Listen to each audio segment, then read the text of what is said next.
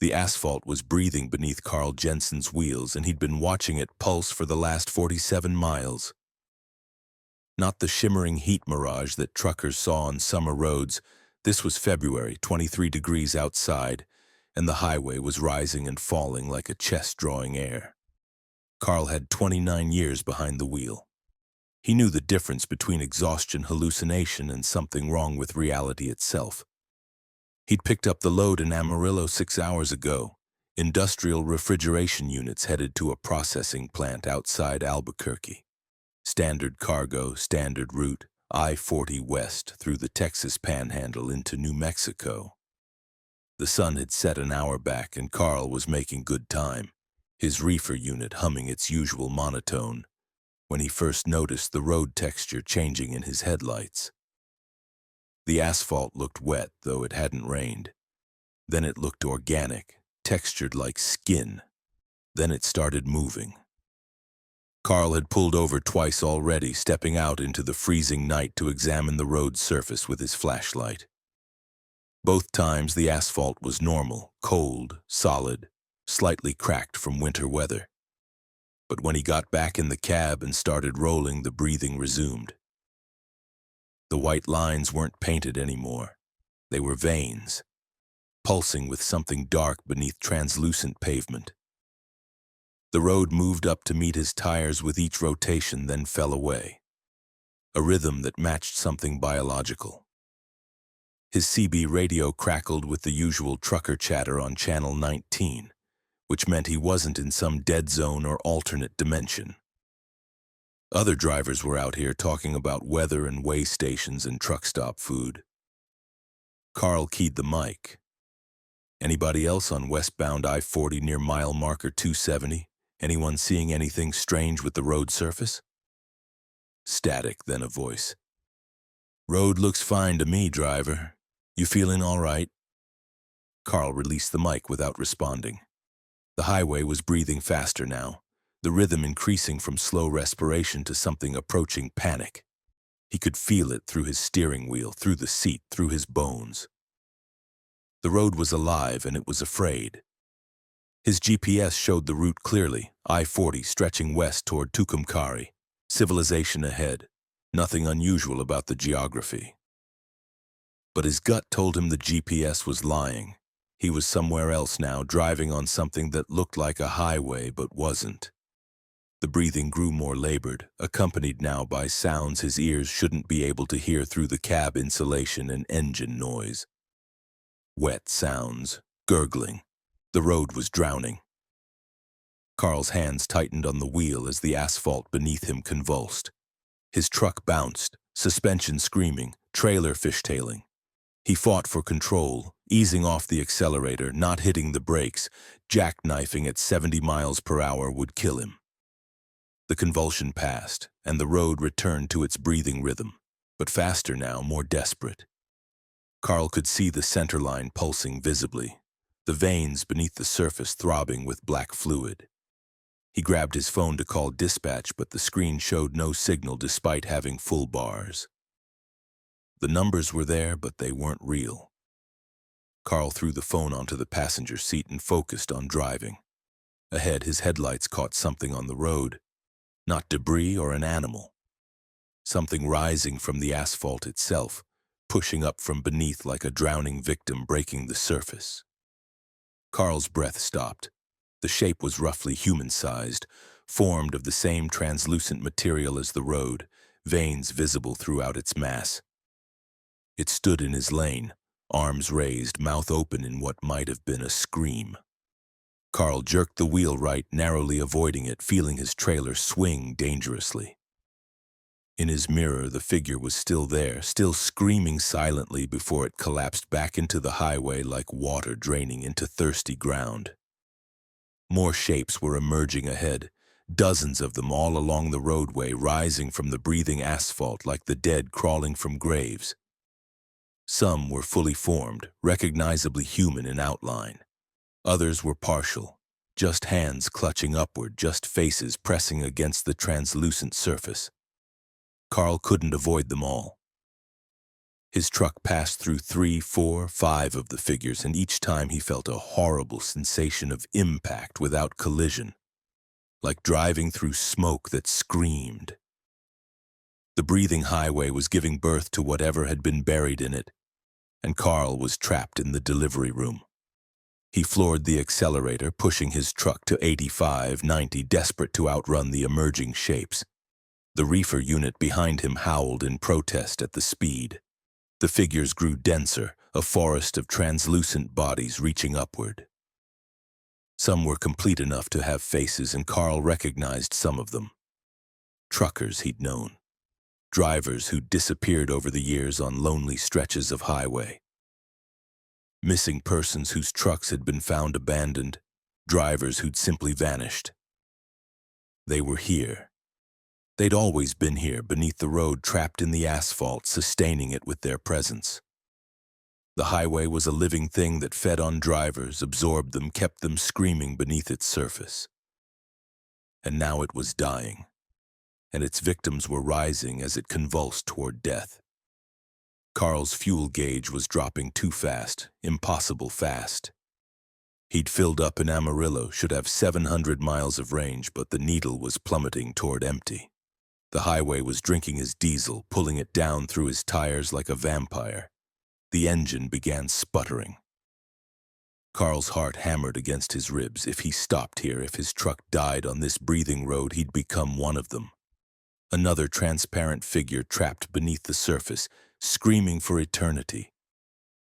The road ahead changed, not gradually, but instantly, like a channel switching on a television. The breathing asphalt became normal pavement, hard and cold and blessedly dead.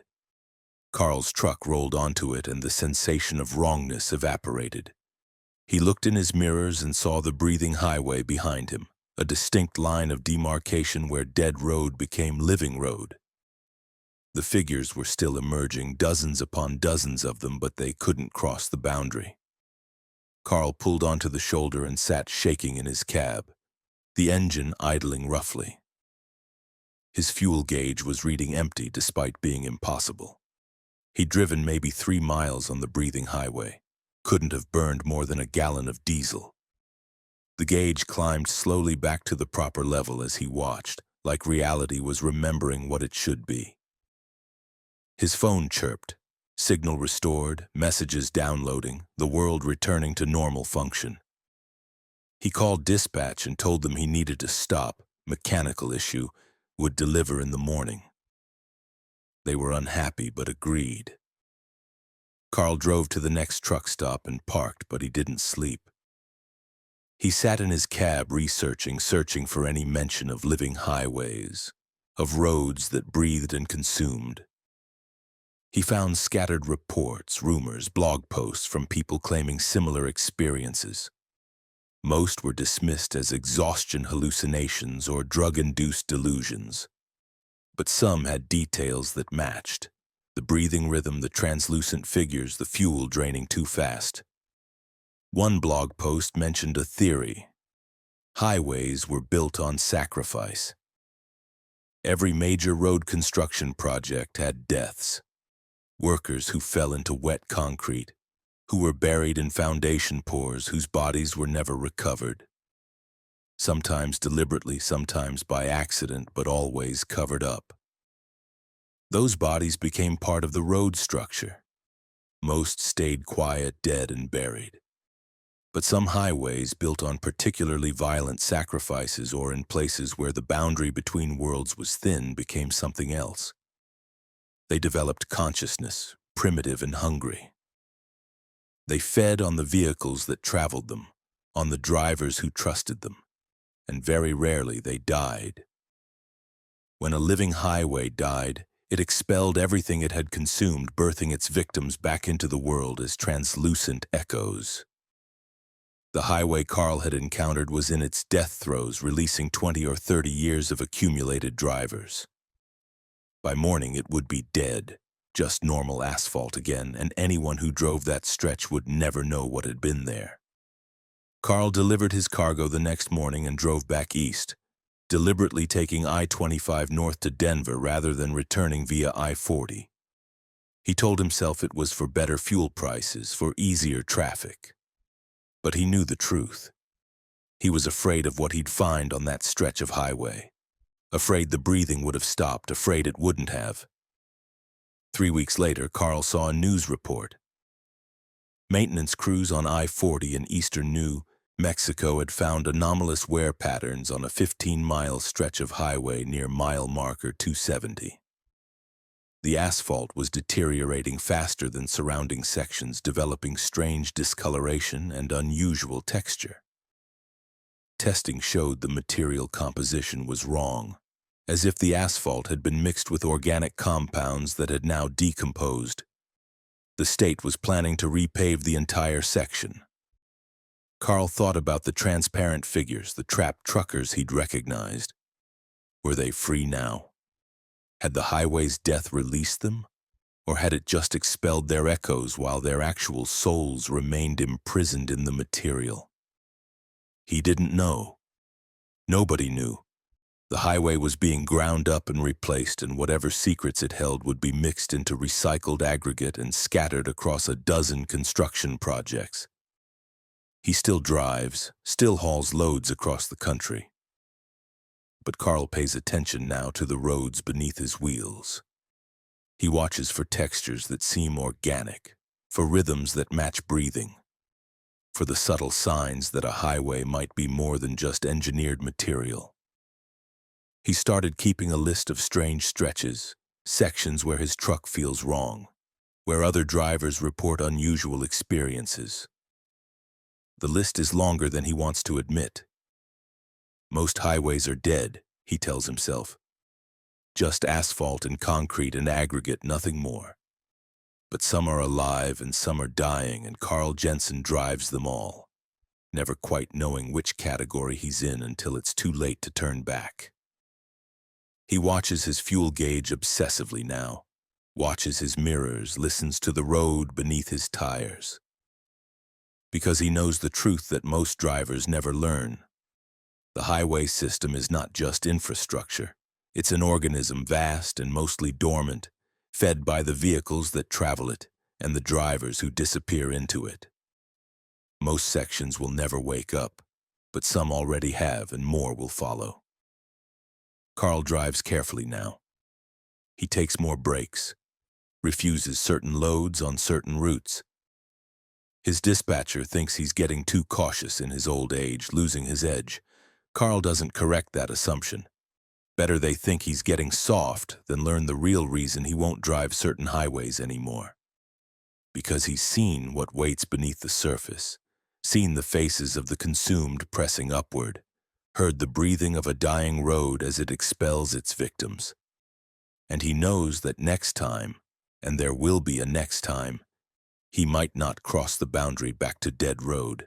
He might become one of the transparent figures trapped forever beneath the asphalt, screaming silently as tires roll overhead year after year until the highway finally dies and releases him as nothing more than an echo.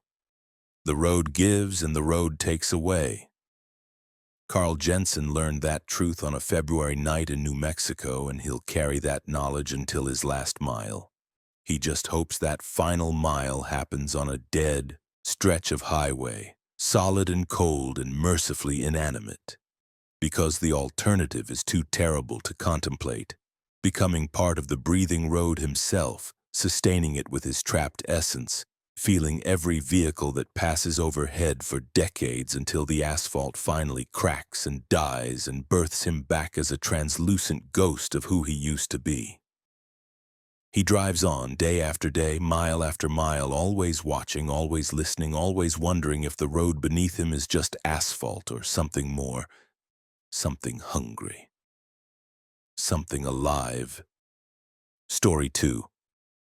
The Passenger Who Paid in Teeth. Denise Hartman had picked up hitchhikers exactly 3 times in her 22 years of trucking, and she'd sworn after the third one she'd never do it again. But when she saw the woman standing on the shoulder of Highway 550 in southern Colorado at 2 in the morning, something made her slow down. Maybe it was the woman's perfectly normal appearance. Business casual clothes, a small rolling suitcase, no obvious signs of distress or danger. Maybe it was the way she stood completely still, not even attempting to flag Denise down, just waiting with the patience of someone who knew a ride was inevitable. Or maybe it was something else, some instinct Denise didn't want to examine too closely that told her stopping was not optional. Denise pulled her Peterbilt onto the shoulder, air brakes hissing, and the woman approached the passenger side without hesitation. Up close, she looked to be in her mid-30s with dark hair pulled back in a neat ponytail, and unremarkable features that Denise knew she'd struggle to describe later. The woman smiled, showing perfect white teeth, and gestured toward the door. Denise unlocked it. "Thank you so much," the woman said, climbing in with practiced ease, setting her small suitcase between her feet. "I've been waiting such a long time." "Car breakdown?" Denise asked, pulling back onto the highway. She was hauling paper products from Colorado Springs to Albuquerque, an overnight run she'd done probably 50 times. "Something like that," the woman said. "How far are you going?" "Albuquerque. You?" "Wherever you're going is fine." That should have been Denise's first warning. Normal hitchhikers had destinations, had reasons for being on the road, had stories about their car trouble or family emergency. This woman seemed content to simply ride, to go wherever Denise was headed without preference or plan.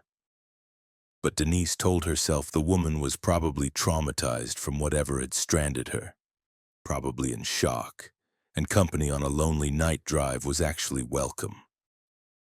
They drove in silence for the first hour. Denise made a few attempts at conversation. Where was the woman from? What had she been doing in Colorado? Did she need to call anyone? But received only vague, circular answers that provided no real information. The woman just sat in the passenger seat, hands folded in her lap, staring out the windshield with a slight smile on her face. Denise gave up on conversation and focused on driving.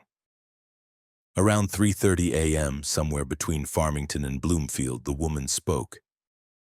"Have you ever noticed how many of us there are?"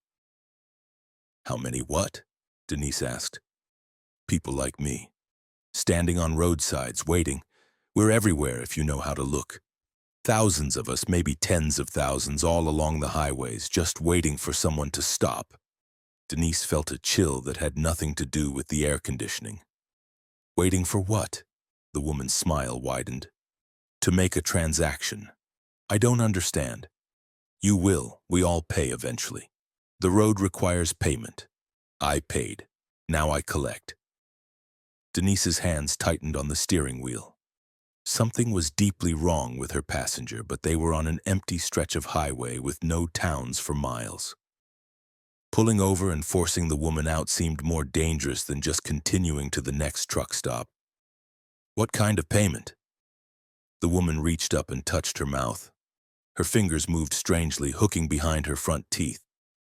There was a wet sound, then a crack, and she pulled her hand away, holding a perfect white tooth, root still attached, blood dripping from the fresh socket in her gums. She held it out to Denise.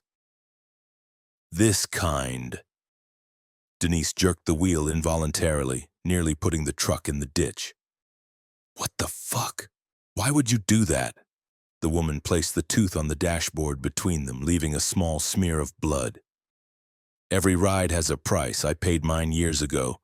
Now it's your turn to pay or to collect from someone else. That's how the system works. The road takes, the passengers take, the drivers take, everyone pays, everyone collects." "You're insane," Denise said, but her voice shook. The tooth on her dashboard was real, blood pooling around it, and the woman's mouth was bleeding steadily, staining her teeth pink. "Pull over," the woman said. "Let me out here. We're in the middle of nowhere. You'll die out here.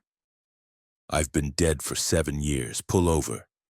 Denise pulled over, more to get this insane woman out of her truck than because she believed the dead part. The woman gathered her small suitcase and climbed down, still smiling her bloody smile.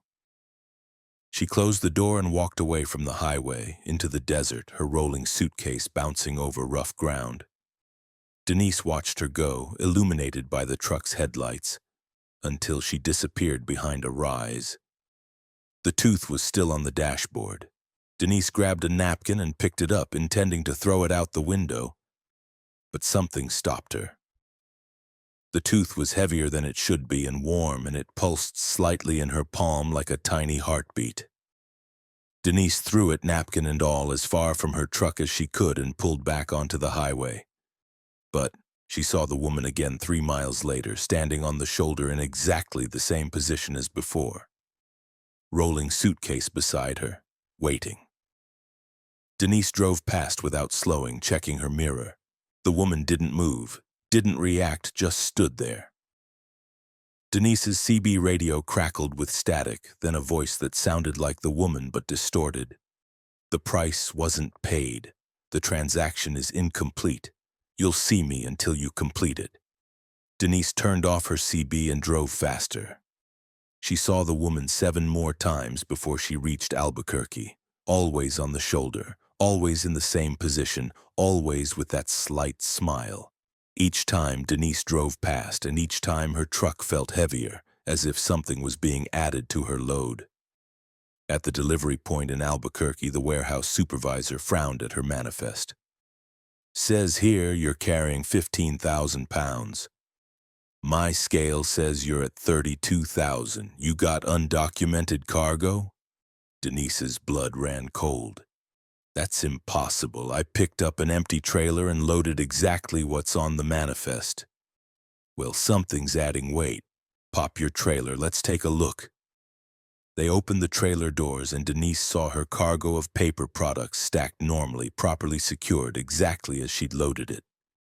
But standing among the pallets, partially visible behind shrink-wrap boxes, were figures, people, dozens of them pressed between the pallets, standing in the narrow spaces, all perfectly still, all staring at Denise, all missing teeth, their mouths ragged and bleeding.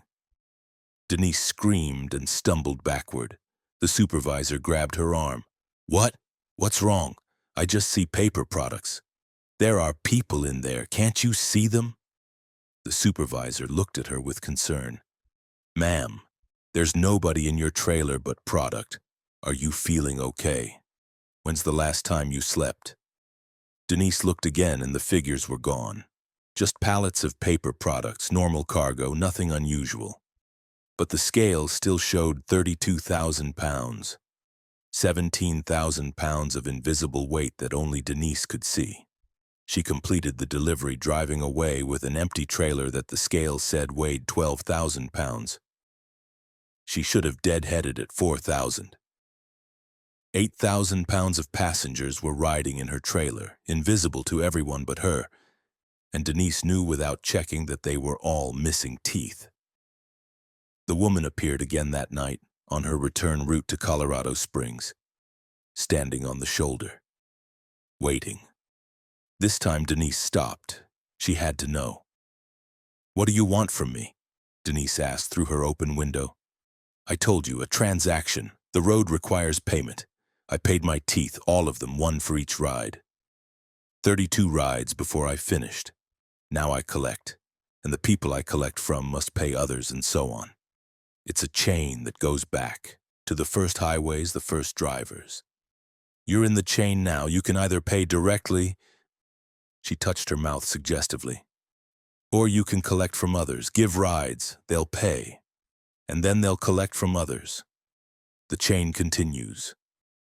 What if I refuse? What if I don't pick up anyone, don't participate?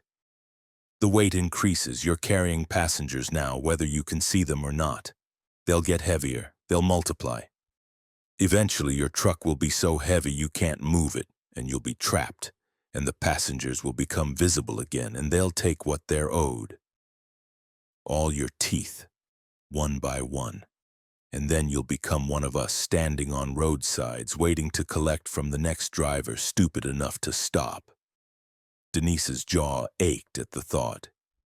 This is insane. None of this is real. Your scale thinks it's real. Your trailer thinks it's real. How long before your truck's suspension collapses under the weight of passengers nobody else can see? How long before your engine can't move the load? Days? Hours? Denise had no answer. She could feel the weight behind her, feel her truck straining even sitting still. The woman was right. The passengers were real enough to affect physical reality, even if only Denise could perceive them directly. "How many rides?" Denise asked. "How many people do I have to collect from before this ends?" 32. Same as me. Same as everyone in the chain. 32 teeth. 32 rides. 32 people who'll pay you one tooth each, and then they'll join the chain, collecting from others. It's exponential. Growing. Soon every driver on every highway will be part of it. The road's appetite is infinite. The woman walked away, leaving Denise sitting on the shoulder of Highway 550, engine idling, trailer loaded with invisible passengers who weighed thousands of pounds. Denise drove slowly back to Colorado Springs, her truck laboring, her fuel consumption triple what it should be. She pulled into a truck stop and walked among the parked trucks, looking at drivers, wondering which of them were part of the chain, which were collecting teeth from others, which were paying. She saw a young driver, maybe 25, stepping out of his cab and noticed he touched his mouth reflexively, wincing. Missing teeth. Fresh. He was in the chain. Denise turned away, unwilling to become part of this system, unwilling to victimize others to save herself. But the weight in her trailer grew heavier. By morning, her truck wouldn't start. The engine turned over but wouldn't engage, as if the load was too great. Denise's dispatcher called, demanding to know why she was late for her next pickup. Denise couldn't explain. How do you tell someone you're being crushed by the weight of invisible passengers who need your teeth as payment for rides you never agreed to give? She opened her trailer, doors, and saw them clearly now. Dozens of figures crowded together, all missing teeth, all staring at her with hollow, expectant eyes. They were becoming solid, becoming real, manifesting from whatever space they'd occupied into physical reality. Soon everyone would be able to see them, and Denise would have no way to explain their presence. She'd be investigated, questioned, possibly institutionalized, or she could pay. 32 teeth, 32 rides. She could become a collector, perpetuating the chain, spreading it to others. She'd be free of the weight, but she'd be damning 32 other people to the same choice. Denise stood at the rear of her trailer, facing the passengers, feeling her jaw ache in anticipation. The woman appeared beside her, suddenly present, smiling her ruined smile. "Choose quickly," the woman said. "They're getting impatient, and the chain must continue. The road is hungry, and its hunger only grows." Denise reached up and touched her front teeth, feeling how solid they were, how rooted, how much they'd hurt to remove. 32 of them. 32 rides. 32 people she doomed to this same impossible choice. She chose. 3 months later, Denise Hartman drives her routes with a mouthful of gaps, speaking through absent teeth, her words whistling and slurred. She stops for hitchhikers now. Always, every single one, and each one pays her with a tooth before they leave, pulled fresh from their own mouths, added to the collection she keeps in a jar in her sleeper berth. She's at 28 now. 4 more to go. 4 more people to doom to the chain. She sees the woman sometimes, standing on shoulders, waiting for her next victim. They nod to each other, members of the same horrible club, collectors both. The chain grows. More drivers join every day, some paying, some collecting, all trapped in a system none of them fully understand that predates modern highways, predates automotive travel, goes back to the first roads ever built and the first travelers who walked them and paid prices nobody remembers. Denise will complete her 32 soon, and then she'll be free. Her truck light again. Her invisible passengers gone. But 32 other people will take her place in the chain, collecting from 32 more, who'll collect from others still, exponentially spreading until every driver on every road is part of the transaction. The road requires payment. It always has. And now Denise is a collector gathering teeth from the unwary, perpetuating a system she doesn't understand but can't escape. She tells herself she had no choice. She tells herself survival required it. But late at night, in truck stop parking lots, she touches her ruined mouth and wonders if she made the right choice or if there was ever a choice at all. The woman said the road's appetite is infinite. Denise believes her now. She feels it every time she gives a ride, every time she collects a tooth, every time she watches someone's face twist in pain as they pull out their payment. The road is hungry. The chain grows. And Denise Hartman, 22 years of clean driving behind her, is now a collector of teeth, a perpetuator of horror, a link in a chain that will never break. She has 4 rides left to give, 4 more teeth to collect, and then 32 other people will take her place, spreading the chain further, feeding the road's insatiable hunger. That's how the system works. That's how it's always worked. And Denise sees the woman sometimes, standing on shoulders, waiting, smiling her bloody smile, and Denise smiles back through her own gaps, and the chain continues, and the road is fed, and the transaction is complete. Until the next driver stops. Until the next payment is made. Until the chain claims another link and another, spreading across the highway system like a disease that has no cure because it predates medicine. Predates civilization, predates everything except the roads themselves and the travelers who walk them and the prices that must always, always be paid. Story 3. The Backwards Rest Area. Vincent Ramirez noticed the rest area was listed backwards on every sign, Era Tser instead of rest area, but he needed to stop, his hours of service log demanding a 30-minute break before he could legally continue.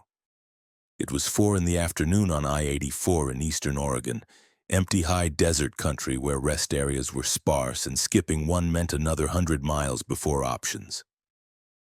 Vincent had been driving for 16 years, had stopped at thousands of rest areas, and a misprinted sign didn't concern him enough to keep driving.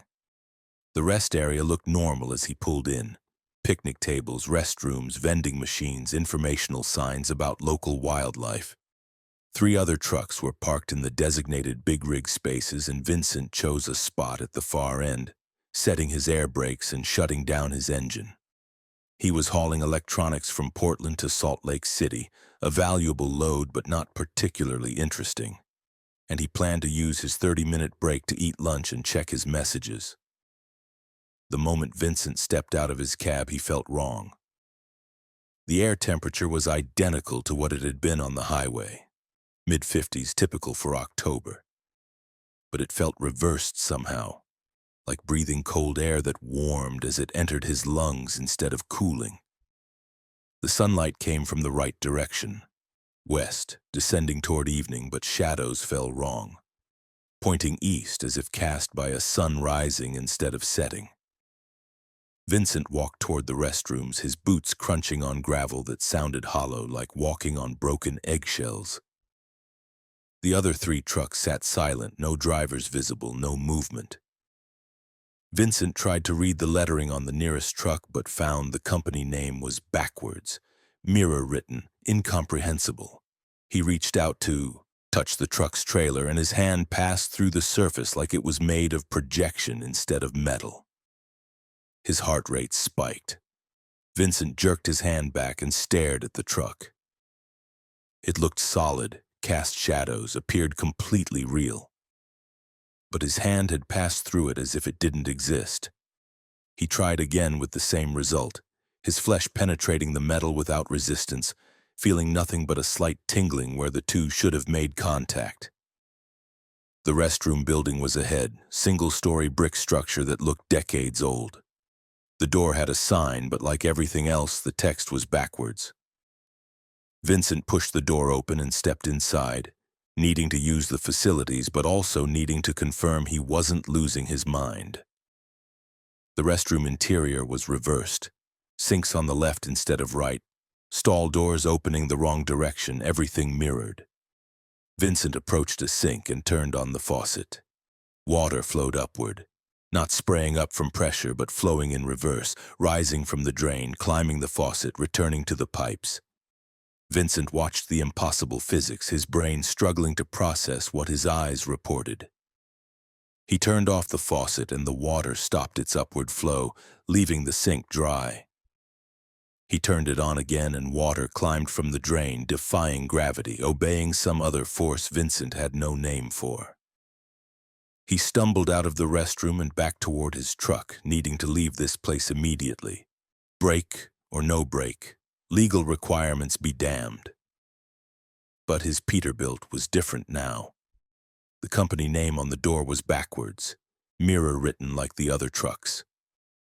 The whole vehicle looked reversed, as if he was seeing it through a looking glass. Vincent grabbed the door handle and pulled. His hand passed through. His truck was no longer solid. Like the others, it had become a projection, an image without substance. Vincent was trapped in a rest area where physics ran backwards and matter was optional, and his only means of escape had transformed into untouchable illusion. He ran to the rest area exit, thinking he'd hitchhike, walk, do anything to get away from this place. But the exit ramp was a mirror of the entrance ramp, leading to a highway where traffic flowed backwards, vehicles moving in reverse, everything inverted. Vincent stood at the edge of the rest area, watching backwards traffic flow on the reversed highway, and understood with horrible clarity that he'd made a mistake stopping here. This wasn't a normal rest area. This was a trap, a pocket of reversed reality that caught drivers and held them in a mirror world where the rules of physics and matter were inverted. And he had no idea how to escape. He checked his phone. No signal, and worse, the screen text was backwards, unreadable. He tried his CB radio, but the frequencies were inverted, playing communications in reverse, voices speaking backwards, saying things that wouldn't make sense even if he could translate them. Vincent was alone in this reversed rest area, separated from normal reality by whatever boundary he'd crossed when he entered. The other 3 trucks began to move. Not driving, but shuffling, sliding across the pavement without engine noise or driver action. They converged on Vincent's position, surrounding him, and from their cabs emerged figures that might have been human once but were now something else. They walked backwards, joints bending in wrong directions, faces reversed so that features were inside out, eyes seeing inward, mouths opening into their skulls, noses retreating into their faces. The reversed drivers circled Vincent, examining him with inverted eyes. One of them spoke, voice running backwards, words emerging before they were spoken. Woi play ot wo wonk to nod el, ut depat ero el. Vincent's brain struggled to process the backward speech, to reverse it mentally. We were trapped too. We don't know how to help you. That's what the reversed driver had said. Words spoken in reverse order, syllables inverted. Vincent tried to respond, but his own voice came out backwards, incomprehensible to his ears.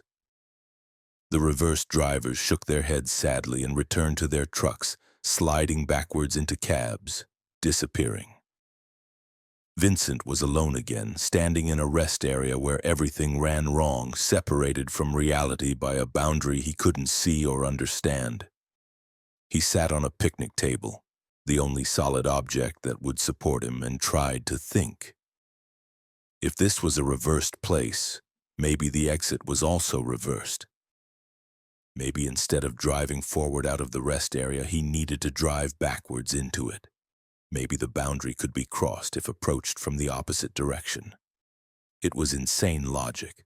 But this entire situation was insane, and Vincent had to try something or he'd be trapped here forever. Becoming another reverse driver, another ghost in backwards trucks.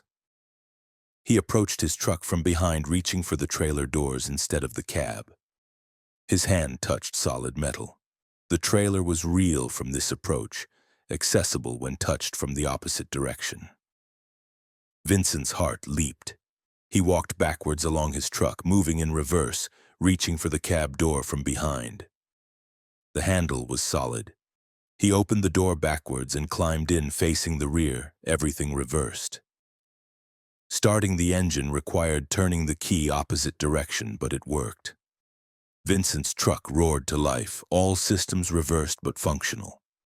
He put the transmission in what should have been reverse, but in this backwards place was actually forward, and his truck moved toward the rest area exit in reverse, trailer leading, cab following. The boundary approached, the line where the reversed rest area met the reversed highway. Vincent held his breath as his trailer crossed the line. Nothing happened. He continued backing, cab approaching the boundary, expecting to cross back into normal reality but feeling nothing as his truck moved from rest area to highway. He was still in the reversed world, still trapped, just on a different section of it now. The reversed highway stretched ahead, behind, in both directions, traffic flowing backwards, vehicles moving in reverse, everything inverted. Vincent drove backwards down the reversed highway, going forward by going in reverse, his mind fracturing from the contradictions. Other trucks and cars passed him, all driving backwards, all reversed. He tried to flag them down, tried to signal for help, but they ignored him or didn't see him or were just as trapped as he was. Hours passed. Fuel gauge rose instead of falling, filling his tank as he drove, obeying reversed physics. The sun rose in the west, climbed backwards toward the eastern horizon, time running opposite. Vincent's watch ticked counterclockwise, minutes subtracting instead of adding. He was moving backwards through time as well as space, everything inverted. Night came, darkness spreading from the east, swallowing the backwards moving sun, and Vincent's headlights illuminated the reversed highway in front of his backing truck. He saw a sign, backwards lettering announcing a town ahead. Maybe there he'd find help. Find someone who understood this reversed reality. Find a way back to the normal world. The town was called AI-Pot in backwards letters, Topia when reversed, and Vincent backed into it, driving in reverse through streets where people walked backwards, where rain fell upward, where smoke descended from the sky into chimneys. Everyone was reversed, moving backwards through their lives, speaking inverted words, living in a mirror world. Vincent stopped his truck, put it in forward to break in this backwards place, and climbed down. A reversed policeman approached, walking backwards, speaking backwards. Ere od gnichtemos eva uoi. Do you have something to do here? Vincent's brain translated. He tried to respond, tried to explain he was trapped, but his words came out forwards and the policeman couldn't understand. They stared at each other, separated by more than language, separated by entire dimensions of reversed reality, unable to communicate. The policeman walked away backwards, and Vincent climbed back into his truck. He couldn't stay in Topia, couldn't survive in a town where he was the only forward-running thing in a backwards world. He backed out of town, returned to the reversed highway, and continued his backwards journey through inverted reality.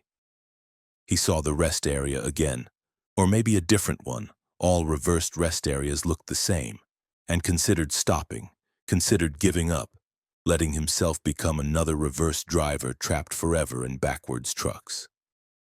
But something in Vincent refused. He'd been driving for 16 years, had survived breakdowns and weather and accidents and exhaustion. He wouldn't let a reversed rest area defeat him. He drove backwards for what felt like days, but was probably hours. Time was unreliable in the reversed world, until he saw something different. A rest area that wasn't backwards. A sign that read rest area in proper forward letters. The boundary between reversed and normal visible as a shimmer in the air, a distortion that marked where physics flipped. Vincent accelerated backwards toward the boundary, truck moving in reverse at 70 miles per hour, trailer leading, cab following, everything inverted. He hit the shimmer and felt reality twist, felt his truck flip from backwards to forwards, felt physics reassert normal rules. His truck was suddenly moving forward at 70 miles per hour, having crossed the boundary, and Vincent slammed the brakes, struggling to control a vehicle that had just reversed its momentum. He skidded onto the shoulder of I-84, normal highway, normal traffic, normal reality. His truck was forward-facing again, solid again, properly oriented. Vincent sat shaking in his cab, unable to believe he'd escaped. He checked his watch, running clockwise again, showing the correct time. Only 45 minutes after he'd entered the backwards rest area, though it had felt like days. He called his dispatcher, reported mechanical issues, and took the rest of the day off. Vincent never stopped at that particular rest area again, and he researched it obsessively, finding scattered reports of drivers who'd stopped there and experienced similar phenomena. Most reports ended abruptly, the driver never heard from again, presumably still trapped in the reversed world. Vincent still drives, still hauls loads across I-84, but he plans his stops carefully now. Avoids rest areas that feel wrong, watches for backwards lettering on signs. He knows the reversed place is still there, still trapping unwary drivers, still growing as more people cross the boundary and never return. And sometimes, late at night on empty highways, Vincent sees trucks driving backwards, moving in reverse down the forward lanes, ghosting through normal traffic. He knows they're reverse drivers, trapped in the mirror world, visible only for moments when the boundary between realities grows thin. He sees their reversed faces in their backwards cabs, sees them waving at him, beckoning him to join them in their inverted existence. Vincent drives forward, always forward, refusing to ever move in reverse, refusing to even back his truck if he can avoid it. Because he knows that's how the reversed world claims you. One backwards movement, one reversed action, one moment of inversion, and you're caught, trapped in a rest area that runs backwards. Doomed to drive reversed highways through mirrored towns in a physics-inverted reality where nothing works right and escape is nearly impossible. He got out once. He might not be so lucky again. So Vincent Ramirez drives forward, always forward, and watches his mirrors for signs of the reversed world bleeding through, and prays he never has to stop at a rest area with backward signs again. Because some boundaries once crossed are nearly impossible to recross, and some traps are disguised as ordinary rest areas waiting for tired drivers to stop for a break. They'll never finish. Story 4. The Infinite Delivery. Kimberly Nash had delivered to the same warehouse 17 times, except the warehouse didn't exist and never had, and nobody at the company remembered sending her there.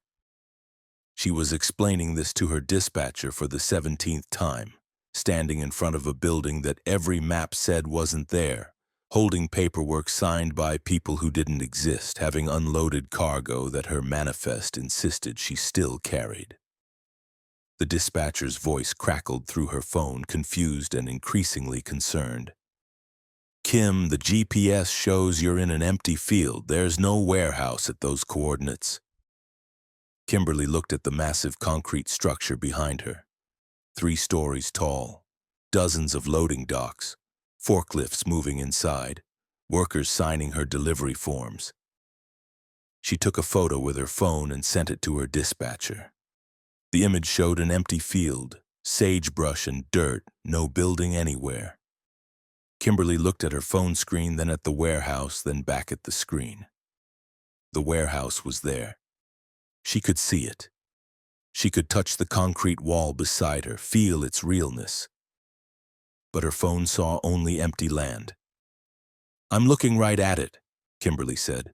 "I just unloaded 30 pallets of fixtures. Workers signed for them. I have the paperwork." "Kim, you've been sitting at a rest area for 6 hours. Your truck hasn't moved. The cargo is still showing on your trailer weight sensors. Nothing's been unloaded." Kimberly walked to the rear of her trailer and opened the doors. Empty. The 30 pallets of fixtures were gone, unloaded at the warehouse she was standing in front of. but her truck's weight sensors agreed with her dispatcher. 30,000 pounds of cargo still aboard. Impossible. She closed the trailer doors and leaned against them, feeling reality fracture around her. This was the 17th delivery to this warehouse. 17 identical runs from Boise to these coordinates in southern Idaho. 17 times unloading the same cargo to the same workers at the same building that didn't exist according to everyone else. She thought she was going insane after the third delivery. Had seen doctors who found nothing wrong with her. She'd quit for 2 months, tried to walk away from trucking entirely. But the company kept calling with the same delivery, and eventually she'd taken it again. And here she was, standing in front of a warehouse that was simultaneously real and non-existent. A worker emerged from the building carrying a clipboard. "Need you to sign for completion," he said, offering the paperwork. Kimberly took it, noting the company name, Sisyphus Logistics, which should have been her first clue. She signed, and the worker returned to the warehouse, doors closing behind him. Kimberly's phone rang. Her dispatcher. "Kim, we need you to pick up your next load. Same warehouse in Boise, same cargo, same delivery location. Can you make the pickup in 4 hours?" "I just delivered there," Kimberly said. "Our system shows this is your first delivery to that location. You picked up in Boise yesterday at 1400 hours. We're tracking you at a rest area off I-84, and you need to deliver to coordinates showing an empty field. Are you okay? Do you need us to send someone?" Kimberly wanted to scream. Instead, she got in her truck and drove back to Boise, back to the warehouse where she'd loaded this cargo yesterday, and would load it again today, and would load it 17 more times, trapped in a cycle she couldn't break. The Boise warehouse existed in everyone's reality. Legitimate business, proper address, normal operations. She loaded the same 30 pallets of fixtures, signed the same paperwork, and drove the same route to the Phantom warehouse in southern Idaho. The 17th delivery became the 18th, then the 19th. Kimberly stopped trying to convince her dispatcher the warehouse existed. She stopped photographing it or documenting her deliveries. She just drove the route, unloaded the cargo, collected the signatures, and returned to Boise for the next load. Each complete cycle took 2 days. She was running the same delivery every 48 hours, trapped in a loop that everyone else perceived as her first time making the run. On the 23rd delivery, Kimberly decided to break the pattern. Instead of leaving after unloading, she followed the workers into the warehouse. The interior was vast, filled with the fixtures she'd been delivering. Thousands of pallets stacked in endless rows. Every fixture was identical, same model number, same packaging. Kimberly walked between the rows, counting pallets, estimating volume. The warehouse contained at least 10,000 pallets. At 30 per delivery, that represented over 300 deliveries. She'd made 23. How many more were required? A supervisor approached. "Can I help you, ma'am?" "How long have you been receiving these fixtures?" The supervisor checked a tablet. "According to our records, about 18 months. Steady deliveries, very reliable." 18 months, twice weekly deliveries. That was over 150 deliveries. Kimberly had made 23. The mathematics didn't work, couldn't work. She was simultaneously at the beginning of the delivery cycle and deep into it, existing in multiple time streams, each run layering on previous runs that hadn't happened yet or had happened long ago. "What do you do with all these fixtures?" Kimberly asked. The supervisor looked, confused. "We store them, that's what we do. We receive, we store, we keep receiving." "But don't you ship them out? Don't they go somewhere?" "No, we just store. That's the contract. Receive and store indefinitely." Kimberly left the warehouse feeling sick. She was caught in an infinite delivery loop, hauling cargo to a warehouse that existed only for her, delivering fixtures that would never be used, signing paperwork that proved she'd completed runs nobody else remembered. And it would never end. She'd make this delivery forever, trapped in a cycle designed for some purpose she couldn't fathom. She tried refusing the next pickup. Her dispatcher was confused but assigned the load to another driver. Kimberly went home, tried to resume normal life. But 3 days later, she found herself in her truck driving to the Boise warehouse, loading the 30 pallets, delivering them to the Phantom warehouse in southern Idaho. She'd driven the route without deciding to, without consciously choosing it, as if her body was on autopilot, compelled to complete the delivery. The 28th delivery, the 31st, the 40th. Kimberly was aging faster than she should, burning through months and weeks, her calendar and everyone else's calendar falling out of sync. Her dispatcher kept saying this was her first delivery to this location, but Kimberly's logbook showed dozens of identical runs. Her body knew how many times she'd made this drive, how many hours she'd spent loading and unloading and driving and delivering to a warehouse that shouldn't exist. On the 67th delivery, Kimberly saw another truck at the Phantom warehouse. Different company, different driver, but loading cargo identical to hers. The driver was a man in his 60s, moving slowly, mechanically, face blank. Kimberly approached him. "How many times have you delivered here?" The man didn't react immediately, as if her question had to travel through layers of perception to reach him. Finally, 412, maybe 413, I've lost count. "How long have you been doing this?" 6 years, every 2 days, I can't stop, I've tried. It always brings me back. Kimberly felt horror crystallize in her chest. 6 years. Over 1,000 deliveries, the man was trapped far deeper in the loop than she was. What happens if the warehouse fills up? It never fills, it expands, look. The man pointed at the warehouse, and Kimberly saw it was larger than it had been on her first delivery. Not dramatically, but noticeably. The building was growing, adding capacity, preparing for infinite deliveries. It would never fill because it would never stop expanding, and drivers caught in its loop would never stop delivering, hauling cargo that would be stored but never used, signing paperwork that proved nothing, completing runs that existed only in their own experience. "How do we stop it?" Kimberly asked. "We don't. We're part of it now. We deliver until we die, and then someone else takes our route. The warehouse needs constant deliveries. That's its purpose. That's all it does. Receive and store and receive and store and receive forever." The man returned to his truck and drove away. Another delivery complete, another cycle beginning. Kimberly stood alone in front of the expanding warehouse, understanding her fate. She would make this delivery hundreds of times, thousands maybe, until her body gave out or her mind broke completely. She was food for the warehouse, fuel for its infinite hunger, a component in a system designed to receive but never release.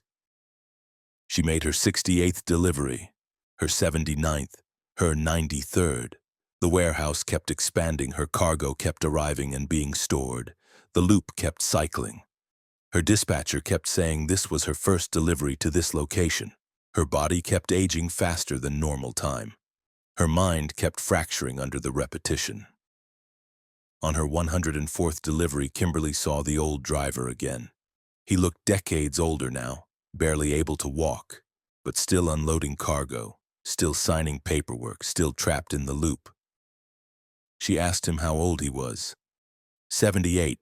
Started this route when I was 51. I should be 57. The warehouse is eating my time, converting it to storage capacity. Every year I age gives it more room. I'll die here eventually, and it will have consumed 3 decades of my life, expanded by millions of square feet, stored hundreds of thousands of pallets. All because I accepted one delivery to a warehouse that shouldn't exist. Kimberly understood. The warehouse fed on time, on the lives of drivers trapped in its delivery loop. Each run consumed time disproportionately, aging her faster than reality progressed, stealing years and converting them to storage space. She'd lost months already. If she couldn't escape, she'd lose decades, her entire life consumed by infinite deliveries to a phantom warehouse. On her 109th delivery, Kimberly loaded her truck and drove not to the warehouse but away as far as she could go, burning through her hours of service, exhausting her driving time, fleeing across state lines. She made it to Wyoming before she found herself turning around, compelled by something she couldn't resist, driving back toward Idaho, back toward the warehouse. The loop wouldn't release her. It pulled her back like gravity. She's made 137 deliveries now. She stopped counting, stopped resisting, stopped hoping for escape. The warehouse is twice the size it was when she started. The old driver is gone, died on his 708th delivery, and a new driver has appeared, young and confused, making what he thinks is his first run to this location. Kimberly unloads her cargo, signs her paperwork, and returns to Boise for the next load. The cycle continues. The warehouse expands. Her time is consumed. She ages rapidly while the rest of the world moves at normal speed. Soon she'll be the old driver, warning newcomers about the trap they're caught in, explaining that the deliveries never end, the warehouse never fills, the loop never breaks. She drives this route every 2 days, trapped in an infinite delivery, hauling cargo to a warehouse that exists in her reality but nowhere else.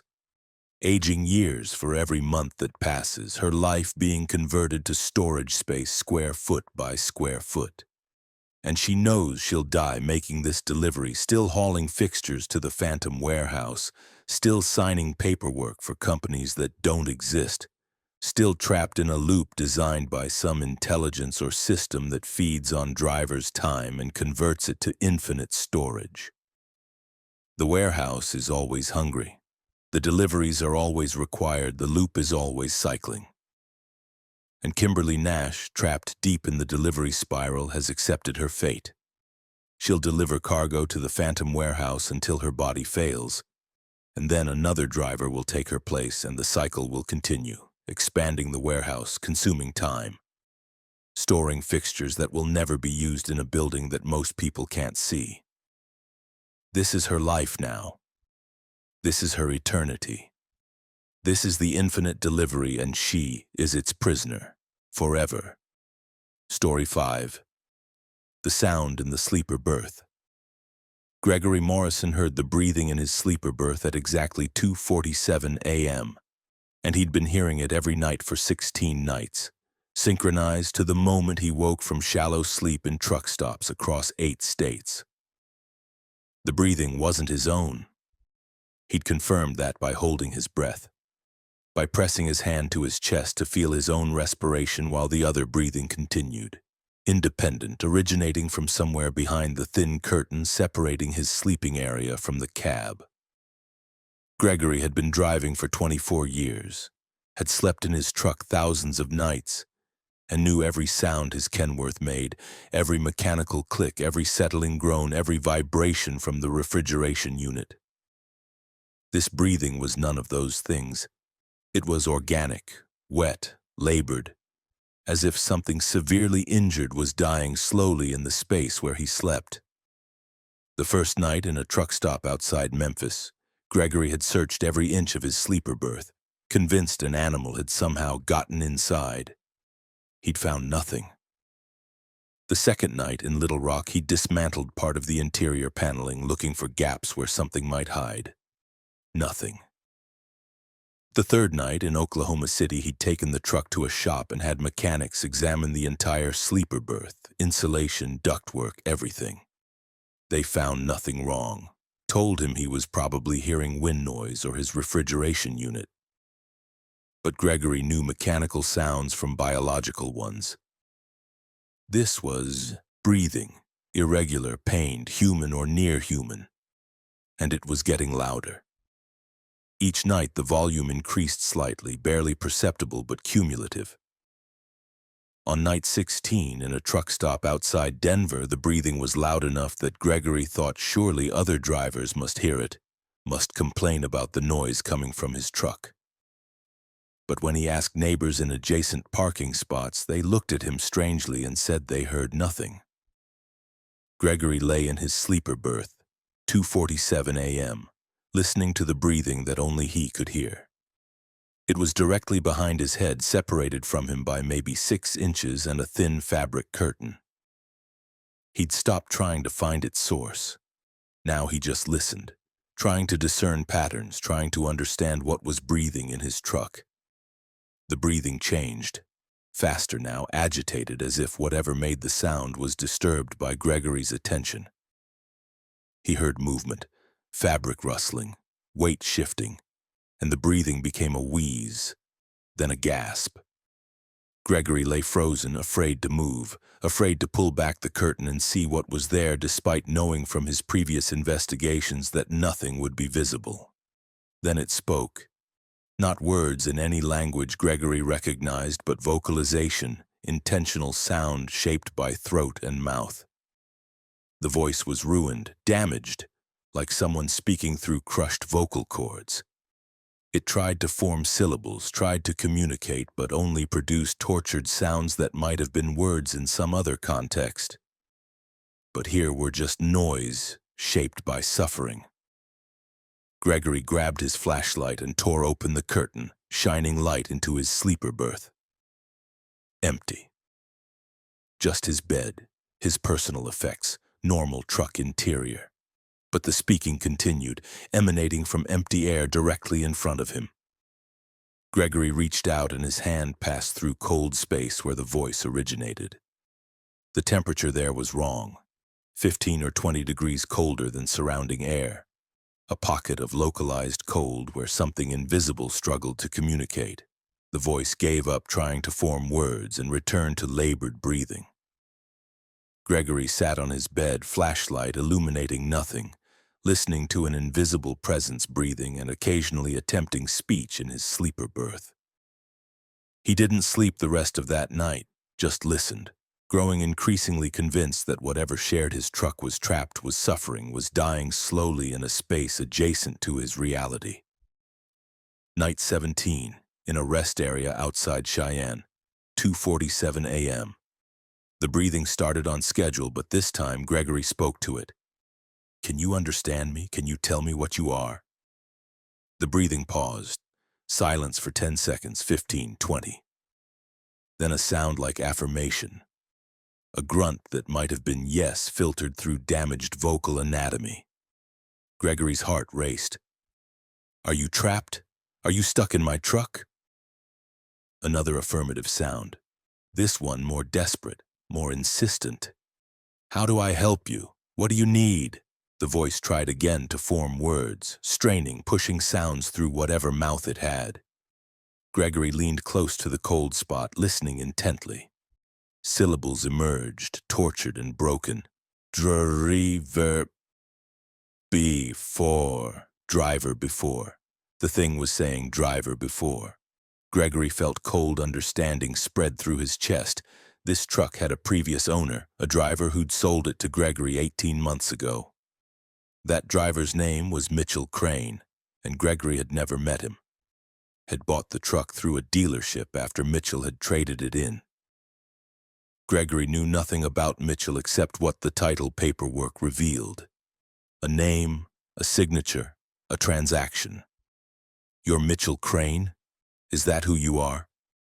The affirmative sound was unmistakable now, desperate, relieved to be identified. "What happened to you? How are you trapped in the truck?" The breathing became more agitated, the voice pushing harder to form words. "Ident. Didn't leave. Stuck. Dying." Gregory pieced it together from the broken speech. Mitchell Crane had been in an accident, something that should have killed him, but instead of dying completely, part of him had remained trapped in the truck, existing in some adjacent dimension, suffering for months or years, unable to fully die or fully leave. And now Gregory owned the truck, inherited Mitchell's ghost or echo or whatever remained of him after the accident that should have been fatal. When did this happen? When was the accident? The voice managed a clearer phrase this time. 2 years ago. 2 years. Mitchell Crane had been trapped in this truck for 2 years, existing as an invisible presence, breathing and occasionally trying to communicate, dying incrementally in a space between life and death. The accident must have occurred while he owned the truck, and whatever force or circumstance should have released his consciousness at death had instead locked it inside the vehicle, binding it to the sleeper berth where he'd spent countless nights. Gregory called the dealership the next morning, demanded information about Mitchell Crane. The salesman was reluctant but eventually admitted that Mitchell had been in a severe accident about 2 years ago, had survived but was reportedly never the same, had sold the truck and quit driving and hadn't been heard from since. No, they didn't have contact information. No, they didn't know where Mitchell was now. The truck had been fine. No mechanical issues, no reason not to sell it. Gregory tried searching for Mitchell Crane online and found an obituary. Mitchell had died 18 months ago, shortly after selling the truck. Natural causes, the obituary said, which Gregory suspected meant suicide. Mitchell had survived the accident that trapped part of him in the truck, had lived with knowing a piece of himself was locked in his sleeper berth, and had eventually chosen death over continuing that existence. But dying hadn't released the trapped part. It was still there, still breathing, still suffering, abandoned when Mitchell's physical body had stopped. Night 18. Gregory lay in his sleeper berth, separated by a curtain from Mitchell Crane's trapped echo. "Mitchell, I read your obituary. I'm sorry, but you're dead. You should be gone. Why are you still here?" The voice, stronger now that it had been identified and acknowledged. "Can't leave. Tied to truck. Where I died. You died in the hospital, according to the obituary, natural causes. Part of me died here, in accident, stuck, ever since." Gregory understood. Whatever had happened in the accident, it had killed part of Mitchell, not his body, which survived, but some essential component of his consciousness. That piece had remained trapped in the truck while Mitchell's body lived on for months before finally dying. Now Mitchell's body was in a grave somewhere, but his consciousness was divided. Part had moved on to whatever death held, and part remained locked in this sleeper berth, suffering. "How do I release you? What frees you from the truck?"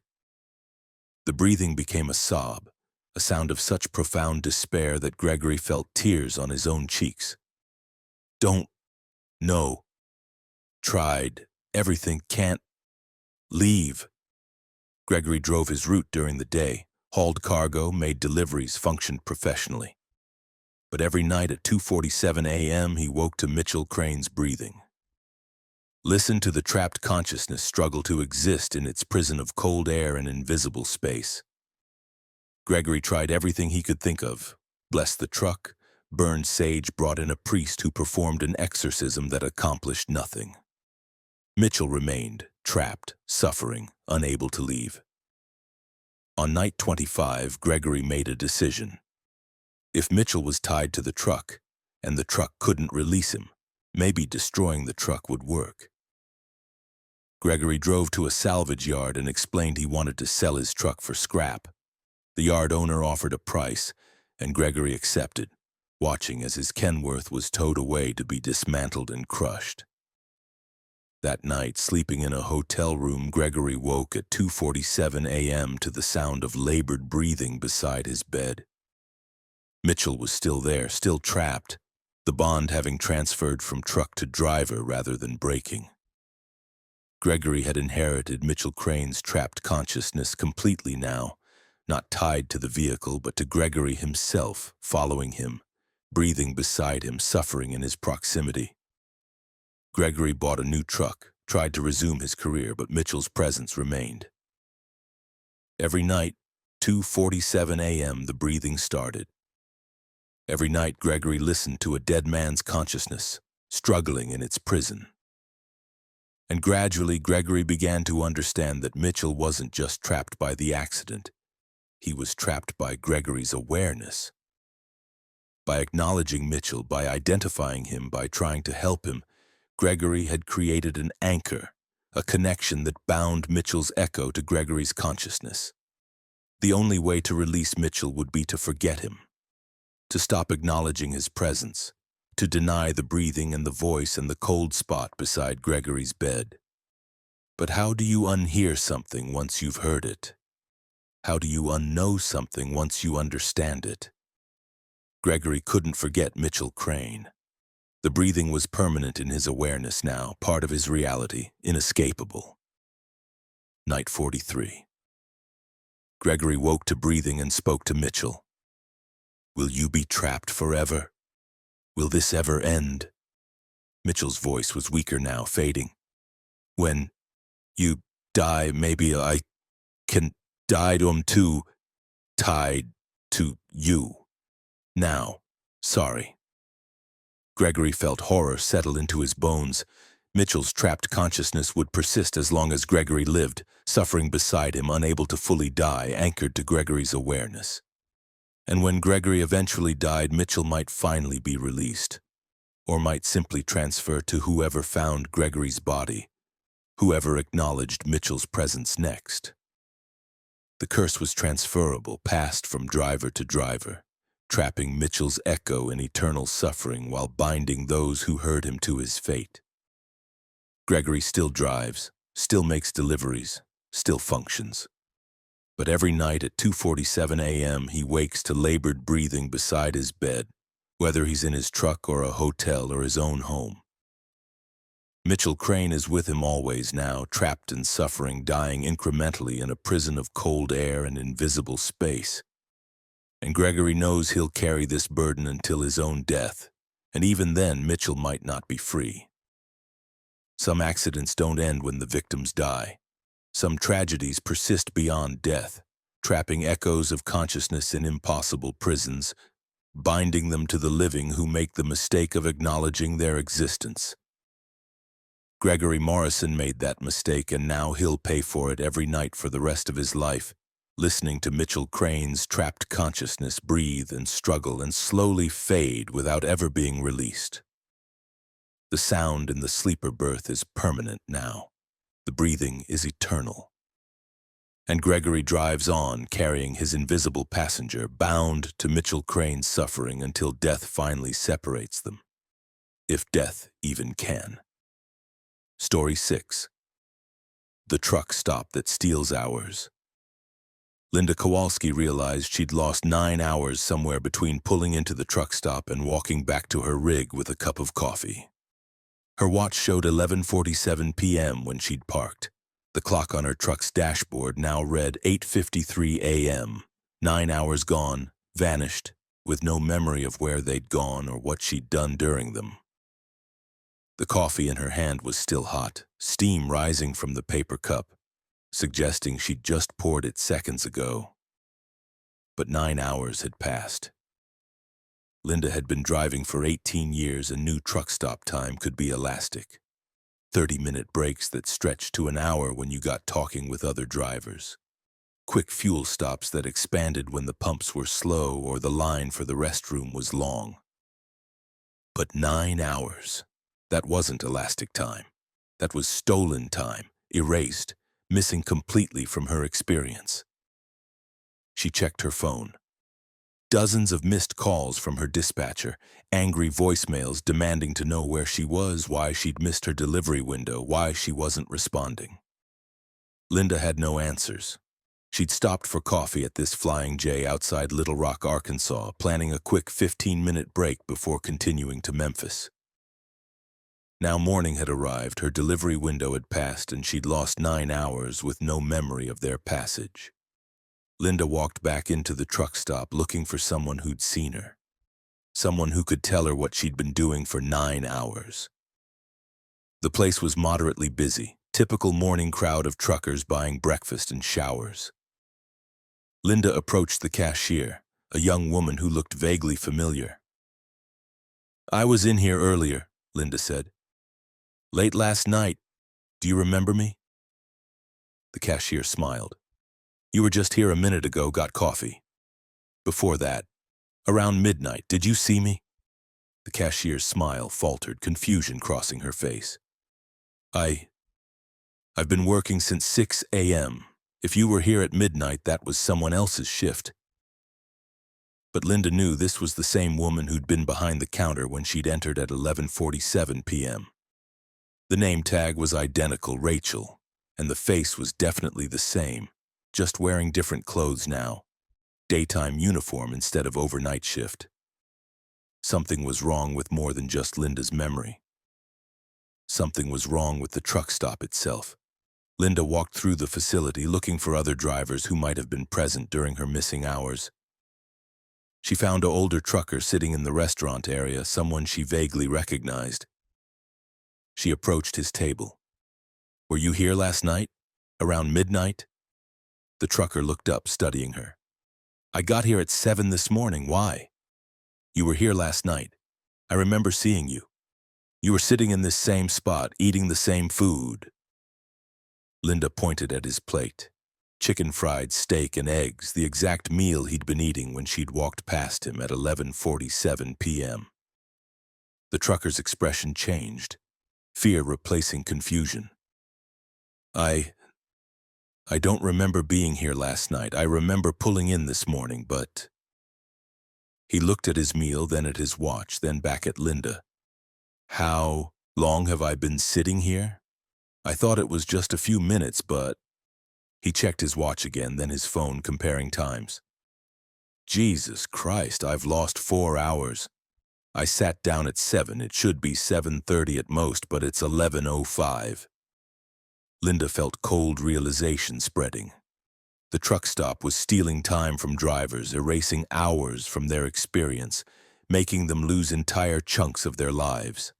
And worse, it was rewriting their memories, making them think they'd just arrived when they'd actually been present for hours or days, cycling them through some kind of temporal loop. She found more drivers, asked the same questions, and discovered the same pattern. Everyone had lost time. Some had lost hours. Some had lost days. One driver insisted he'd arrived that morning, but his logbook showed he'd been at this location for 6 days, making no progress, going nowhere, trapped in the truck stop while time passed around him and his memory insisted he'd just parked. Linda tried to leave.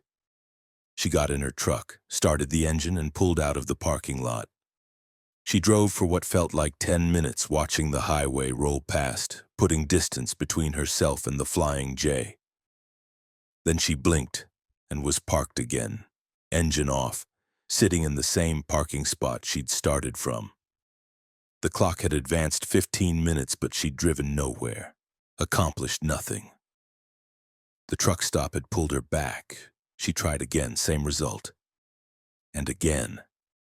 Each time she drove for a few minutes, accumulated time, and then snapped back to her parking spot with no memory of returning, no sense of having turned around or driven backwards. The truck stop was a trap, a temporal loop that caught drivers and held them, stealing their time, erasing their progress, keeping them prisoner. Linda got out of her truck and ran. If she couldn't drive out, maybe she could walk out, escape on foot. She ran across the parking lot, past the fuel pumps, onto the access road leading to the highway. She ran for what felt like 10 minutes, her lungs burning, and then she was back in the parking lot, standing beside her truck, no memory of turning around. The truck stop wouldn't release her. Other drivers were realizing the same thing. Panic spread through the facility as people discovered they couldn't leave, couldn't escape, couldn't make progress. They'd drive or walk or even crawl, only to snap back to their starting positions, losing time with each attempt. The truck stop was consuming them, feeding on the hours it stole, growing fat on stolen time. Linda looked at the building with new understanding. The Flying J looked normal, standard corporate architecture, familiar logos, typical truck stop amenities. But it was predatory, a trap disguised as rest and services, catching drivers and devouring their time. How long had it been doing this? How many drivers had been caught and never escaped? She thought about all the missing truckers, the people who'd simply vanished from their routes, never heard from again. How many had stopped at this Flying J and never left? She checked her phone, tried calling for help, but her calls went nowhere. The phone showed signal, showed connected, but every number she dialed just rang endlessly or went straight to voicemail. The truck stop was isolated now, cut off from external reality, a pocket dimension that existed adjacent to the highway but separate from normal time and space. Linda tried to count the drivers trapped with her, but the number kept changing. Sometimes she saw dozens, sometimes just a handful. People appeared and disappeared as the truck stop cycled them through different temporal positions, showing different slices of its trapped population at different moments. Everyone was there simultaneously, but not everyone was visible at once, like a building with more rooms than its exterior should contain. She found the older trucker again, the one who'd lost 4 hours. "We're trapped," she told him. "The truck stop won't let us leave." He nodded, seeming unsurprised. "I've been here before, years ago. I escaped somehow, don't remember how, but it pulled me back. I've been avoiding this Flying J for 6 years, deliberately routing around it. But I ended up here anyway, like it called me, like it wanted me back." "How long were you trapped the first time?" 3 months, or what felt like 3 months. But when I got free, only 2 days had passed outside. Time doesn't work right here. Hours become days, days become hours. You could be trapped for years and emerge to find an hour has passed, or trapped for an hour and emerge to find you've aged decades. Linda felt despair settling over her. She'd be trapped here indefinitely, her life stolen hour by hour, her memory rewritten, her existence consumed by a predatory truck stop that fed on drivers' time. Her family would file a missing person report eventually. Her truck would be found presumably, though maybe not. Maybe the truck stop would keep it too, adding it to its collection of trapped vehicles and trapped drivers, accumulating a fleet of ghosts who couldn't leave. Days passed, or what felt like days. Linda's watch became unreliable, jumping forward and backward, time becoming elastic and meaningless. She showered, ate, slept, repeated the cycle endlessly. Other drivers came and went, new people appeared, trapped like her, and some drivers she'd seen before vanished, possibly escaped, though possibly just cycled to a different temporal slice. The truck stop maintained its illusion of normalcy even as it consumed everyone inside it. Linda tried every exit, every door, every route out of the facility. All led back to the interior, cycling her through the same spaces endlessly. She tried breaking windows only to find herself standing in the parking lot unharmed. The windows intact. No evidence of her attempt. The truck stop repaired itself or rewrote reality or existed in a state where damage was impossible. On what might have been her 10th day trapped or her 100th, Linda stopped trying to escape. She accepted her fate, accepted that she'd spend the rest of her life in this Flying J outside Little Rock, trapped in a temporal loop, her hours stolen and fed to whatever entity or system operated the truck stop. She got coffee, sat in the restaurant, watched other drivers cycle through their own realization that they were trapped. And then she was pulling out of the parking lot, getting back on the highway, driving toward Memphis like nothing had happened. Her watch showed 5 after midnight. She'd been in the truck stop for 18 minutes. Impossible but true. The trap had released her without explanation, without warning. Linda drove straight through, didn't stop, reached Memphis and made her delivery. She was 3 weeks late according to her dispatcher, though her own timeline insisted only 1 night had passed. Her logbook was corrupted, showing dates that jumped forward and backward incoherently. She couldn't explain what had happened, couldn't make sense of the missing time. She filed a report with the truck stop chain, warning them something was wrong with the Little Rock Flying J. They investigated and found nothing unusual. Security footage showed Linda had parked, entered the building, bought coffee, and left 18 minutes later. No temporal anomalies, no missing time, nothing wrong. But Linda knew better. The footage was lying, or the truck stop was rewriting evidence, covering its tracks. She drives carefully now, plans her routes to avoid that flying J, refuses to stop there under any circumstances. But she sees other drivers emerging from it with confused expressions, checking their watches, trying to account for missing time. The trap is still operating, still stealing hours from unwary truckers, still feeding on stolen time. And Linda knows she was lucky to escape, knows most people aren't so fortunate, knows that Truck Stop has consumed countless drivers who never emerged from its temporal prison. She tells other truckers about it when she can, warns them to avoid that location, explains that some truck stops are predatory. Most don't believe her. They think she's paranoid or had a mental break. But a few understand. A few have experienced similar phenomena at other locations. A few know that the highway system has thin spots where time breaks down and facilities become traps. Linda Kowalski still drives, still hauls cargo, still makes deliveries. But she's careful now. Watches for the signs that a location might be dangerous, might be feeding on driver's time. And she never ever stops at the Flying J outside Little Rock, Arkansas, no matter how desperately she needs fuel or rest or coffee. Because she knows what waits there, knows the trap is still active, still stealing hours from drivers who think they're just taking a quick break. Some stops cost more than money. Some rest areas steal more than time. And once you've been trapped, once you've experienced 9 hours vanishing from your life, you never trust truck stops again. You watch them carefully, suspiciously, knowing that behind the familiar logos and standard amenities, some are predators feeding on drivers, consuming the hours that make up their lives. Linda escaped once. She might not be so lucky next time. So she drives carefully, plans meticulously, and prays she never again pulls into a facility that steals hours and erases memories and traps drivers in temporal loops they can never fully escape. The highway is dangerous in ways most people never realize, and Linda Kowalski knows that truth intimately now. She carries it with her every day, every mile, every time she sees a truck stop and wonders if this one is safe, or if this one is hungry.